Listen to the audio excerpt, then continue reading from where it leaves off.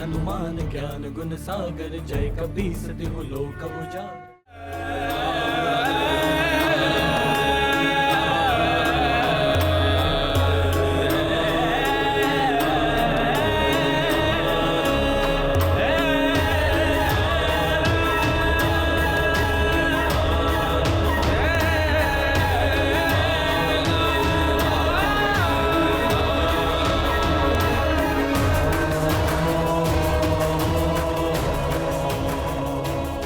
ये वैद्यराज जी तो देखे हुए से लग रहे हैं, किंतु समझ में नहीं आ रहा है कि कहाँ देखा है। लावा ही पी गए, भय नहीं लगा तुम्हें? तुम्हारे प्राण भी जा सकते थे। अब औषधि पीनी पड़ेगी तुम्हें। वैद्यराज जी, आप जैसी भी औषधि देंगे, मीठी या कड़वी, मैं पी लूंगा। मुझे इस दशा में देखकर माँ को कष्ट हो रहा है और पिताश्री भी व्याकुल हैं। उनकी व्याकुलता समाप्त कर दीजिए बस। अपने माता पिता की व्याकुलता दूर करना है। मेरी औषधि तुम्हें स्वस्थ कर देगी।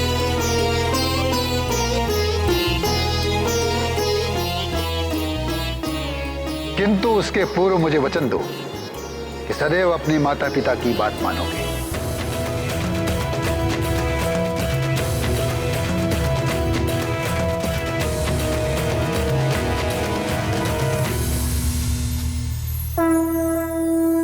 मैं वचन देता हूँ।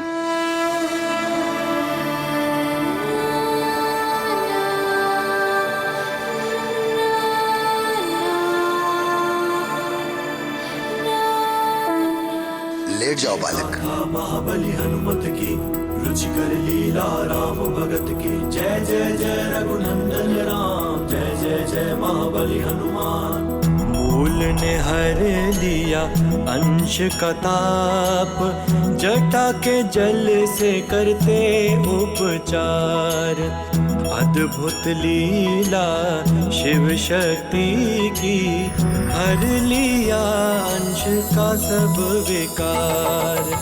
मात और पिता है भावुक, देख कर हनुमान आगत ताप। हनुमान है अब ताप रहित, रहे निरोगी अंजनी पुत्र का शरीर। ये गाथा महाबली हनुमत की, रुचिकर लीला राम भगत की, जय जय जय रघुनंदन राम, जय जय जय महाबली हनुमान।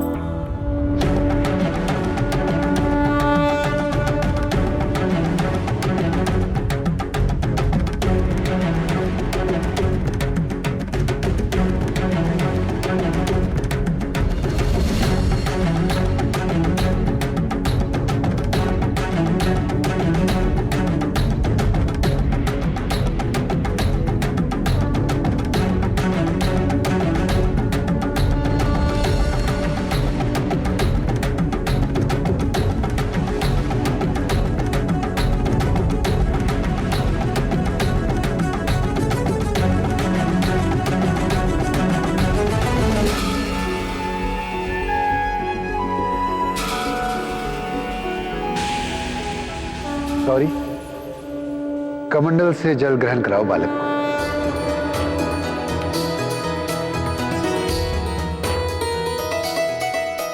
ग्रहण करो इसे।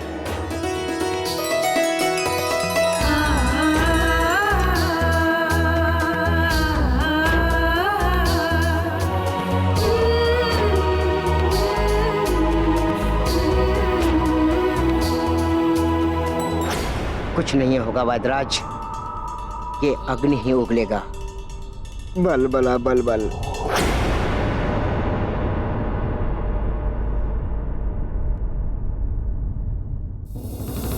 बच लो अतिबल, कहीं तुम ही न फंस जाओ। कहीं तुम्हें ही अग्नि लग गई तो।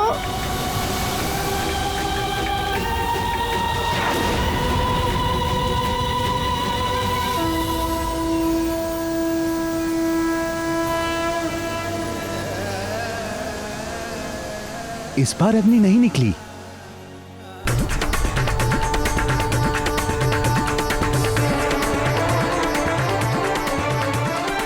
अग्नि बुझ गई, देह का ताप शांत हो गया। ताप शांत हो गया।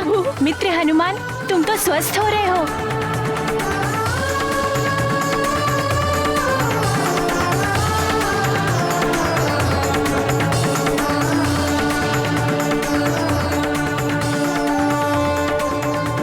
और पिलाइए ना ये मधुर जल। मैं शीघ्र ही स्वस्थ हो जाऊंगा। माँ की चिंता भी दूर हो जाएगी।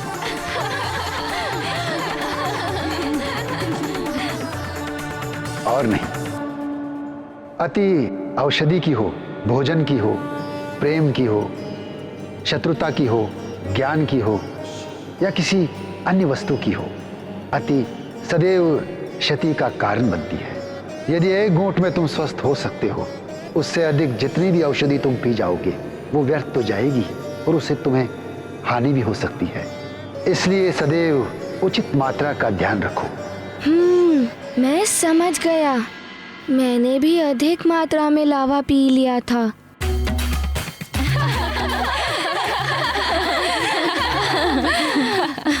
लावा कोई पीने का पदार्थ नहीं है बालक। गौरी, तनिक इसका ताप तो देखो। रुक जाइए।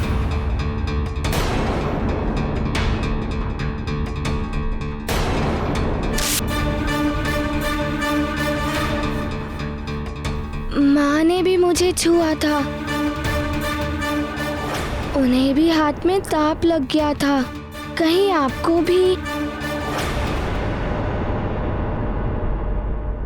मुझे कुछ नहीं होगा बालक।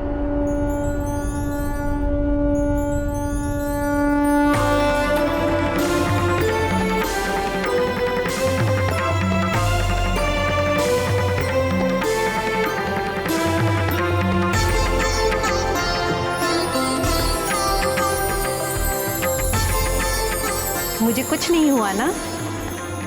अब तुमने जो अपनी माँ को शपथ दी थी कि मुझे मत छूना, वो शपथ तोड़ दो।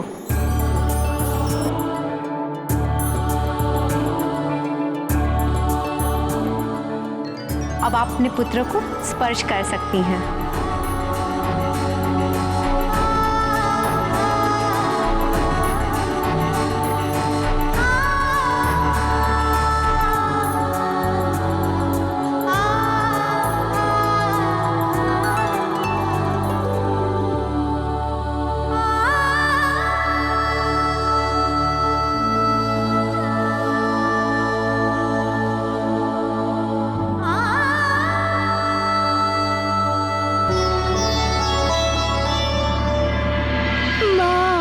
आपको कब से गले लगाना चाहता था।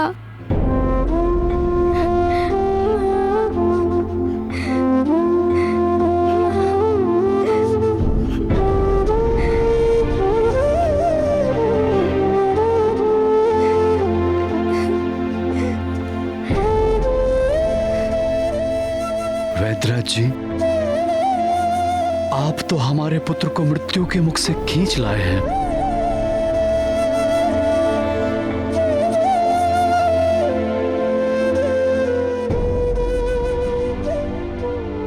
भगवान बनकर आए हैं आप हमारे लिए।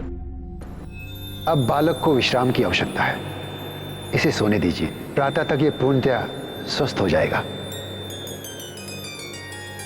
आपके लिए हम जो भी कर सकें वो कम होगा वैद्यराज जी। कृपया आज्ञा दें, हम क्या शुल्क देके आपको संतुष्ट कर सकते हैं? शुल्क भविष्य में कभी मांग लेंगे। अब हमें आज्ञा दीजिए। वैद्य जी, आपने हमारे हनुमान को जीवन दान देकर हमें भी नया जीवन दान दिया है। आपके शुल्क के लिए मैं अपने पल्लू में गांठ बांध लेती हूँ। जब भी आप कहेंगे, जो भी आप कहेंगे, यदि वो हमारे सामर्थ्य में हुआ तो हम आपको अवश्य वो शुल्क देंगे। आपका कल्याण हो।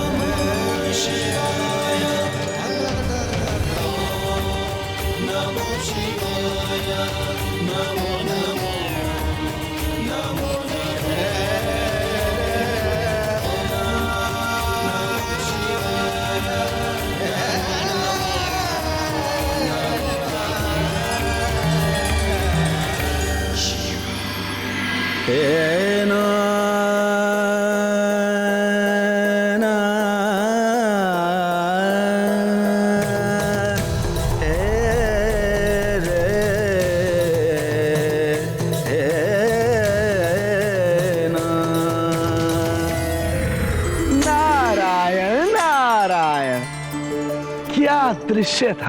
आहा, रुद्रांश को स्वयं रुद्र अपनी जटाओं में बसी गंगा से स्नान करा रहे थे।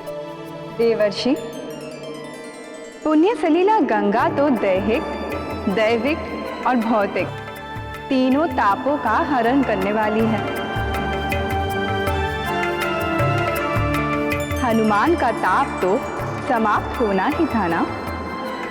और देवर्षि, आपने देखा नहीं, आज तो महादेव हनुमान को स्नान करा के ऐसे आनंदित हो रहे थे जैसे स्वयं पिता अपने पुत्र को स्नान करा के आनंदित होता है। हाँ प्रभु, पहले स्नान कराया, फिर माता महेश्वरी ने कमंडल से अमृत पान कराया।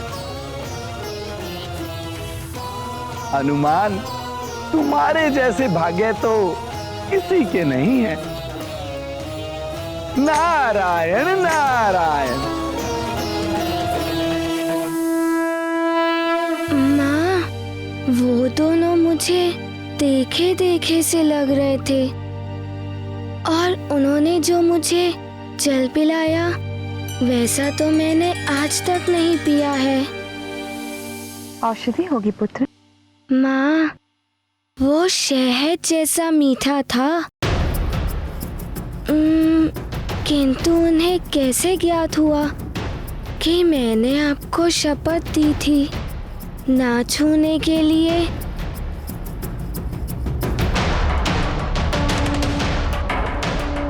अब तुमने जो अपनी माँ को शपथ दी थी कि मुझे मत छूना, वो शपथ तोड़ दो।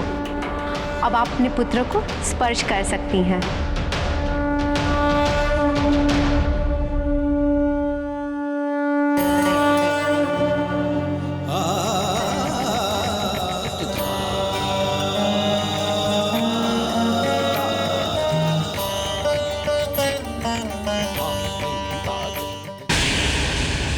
ओम कुज्जकु प्रभोवपि त्वं मंगल परिगद्यसे अमंगलम निहत्याशु सर्वदा यच्छ मंगलम स्वाहा स्वाहा।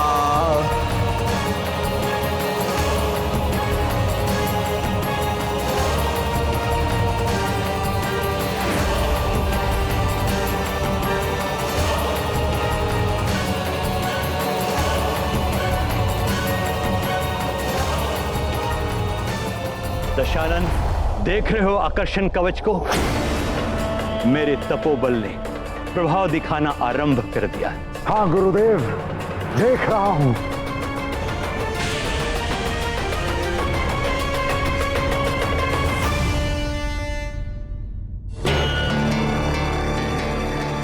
देवराज इंद्र, हमारी सेना युद्ध के लिए तत्पर है।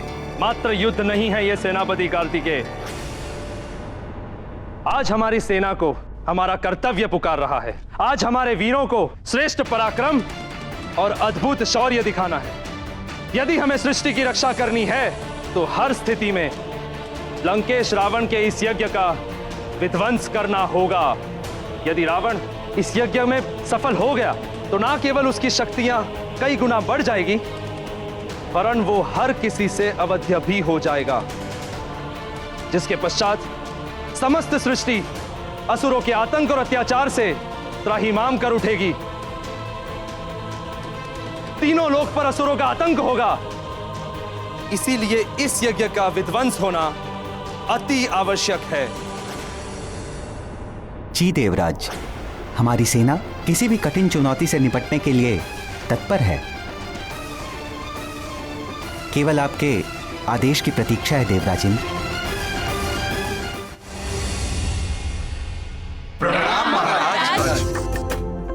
प्रजाजनों, आपको ये जान के प्रसन्नता होगी कि आपके युवराज हनुमान सकुशल हैं। उनका ताप अब पूर्णतः शांत हो चुका है।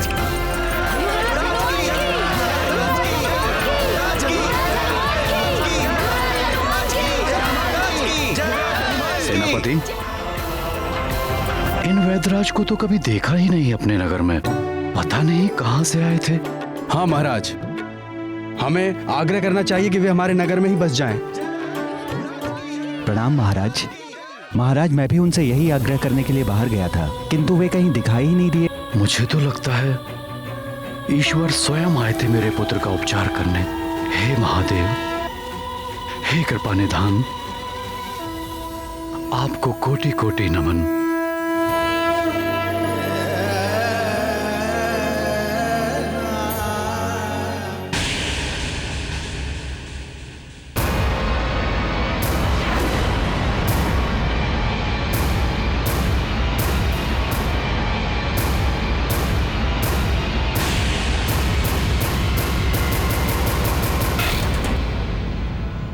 देवराज, आपका वाहन और आपका सारथी मातली आपकी सेवा में प्रस्तुत है। युद्ध क्षेत्र में आपकी रक्षा के लिए दृढ़ प्रतिज्ञ हूं मैं। मातली, मुझे तुम पर सबसे अधिक विश्वास है। तुम एक श्रेष्ठ सारथी तो हो ही, मेरे हित चिंतक भी हो। धर्मनिष्ठा और विश्वसनीयता में भी तुम श्रेष्ठ हो। आज युद्ध में हमारी ही विजय होगी।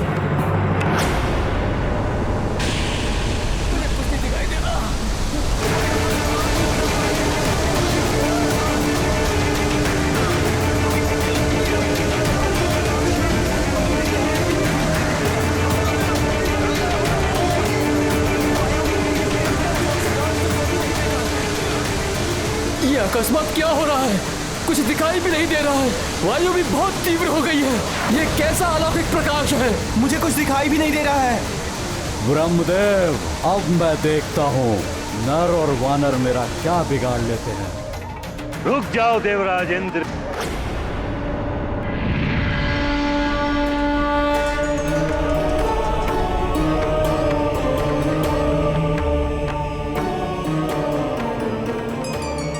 प्रणाम परमपिता ब्रह्मदेव, किंतु आप मुझे रावण का यज्ञ विध्वंस करने से क्यों रोक रहे हैं? देवराज, वो प्रयास करना ही व्यर्थ है जिसका असफल हो जाना निश्चित है। पराजय तो मिलेगी ही, हास्य के पात्र भी बनेंगे आप। रावण ने घोर तपस्या करके मुझसे वर मांगा था कि देवताओं से अवध्य रहेंगे, और मेरा वरदान कभी निष्फल नहीं होता।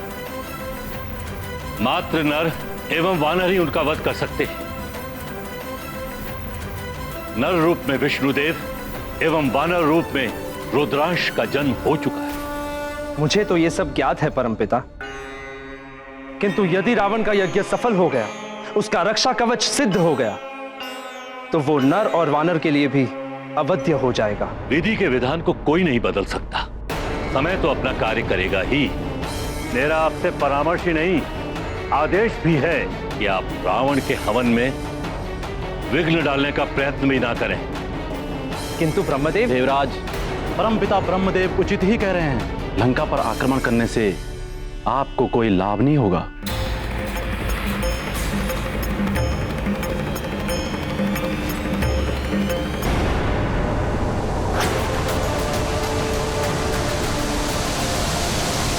लंकेश, सिद्ध हो गया यह कवच।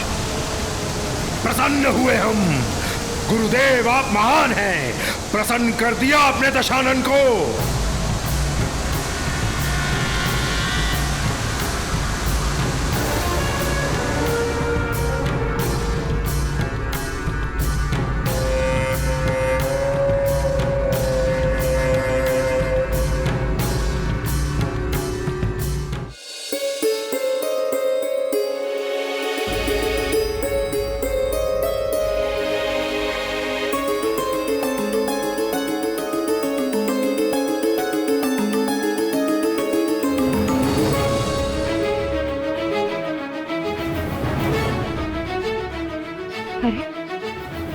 हनुमान कहाँ चला गया?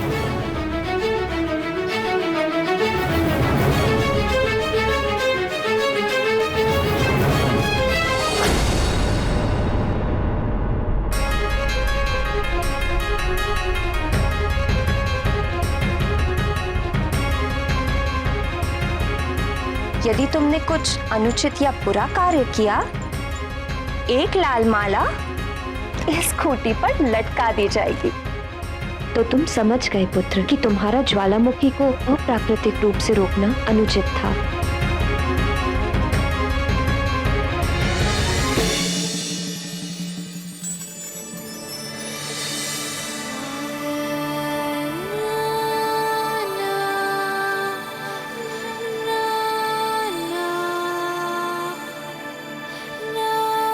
मुझे क्षमा कर दीजिए माँ, मुझसे बड़ी भूल हो गई।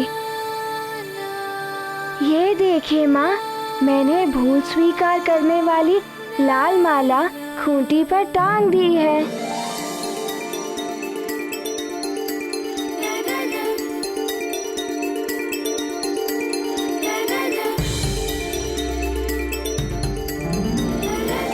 पुत्र, जो भी करना हो सोच विचार कर करना चाहिए। ज्वालामुखी का फूटना प्राकृतिक प्रक्रिया है। प्रकृति के कार्य में हस्तक्षेप करने से संकट उत्पन्न होते हैं। किंतु तुमने तो बिना विचार किए उसके प्रवाह को रोकने का प्रयास किया। वो मेरी भूल थी माँ।